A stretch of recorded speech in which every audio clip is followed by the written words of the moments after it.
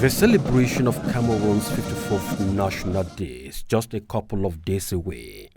And as the countdown narrows to D-Day on May 20, the country's defense and security forces will constitute a major attraction, especially during the military parade in all the 10 regions of the country. Cameroonians are often interested and captivated by the discipline that reigns within the ranks of the valiant soldiers. Their spectacular marching steps in combat gears, and perhaps most importantly, a display of Cameroon's military might. I mean the combat military stockpile that the country disposes of on land, sea, and air. And this reminds me of a series of reforms undertaken within the defense forces in Cameroon over the past decade, with a sharp focus on structural modernization, professionalization, and the gradual development of a domestic defense military base.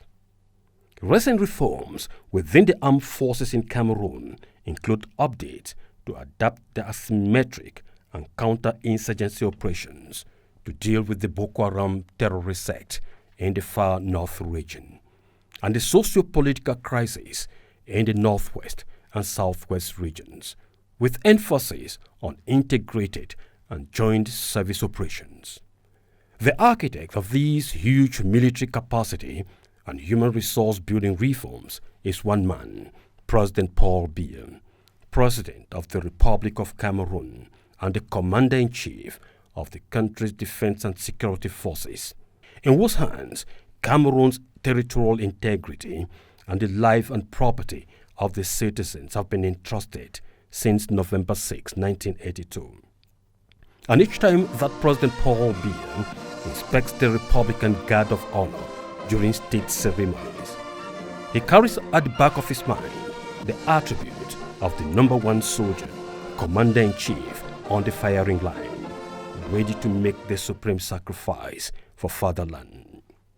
As a matter of fact, President Paul Biya has fundamentally shaped Cameroon's defense forces to keep pace with the exigencies of the moment, with frequent strategic reshuffle at the top of the military leadership, and modernizing military capabilities, focusing on counter-terrorism.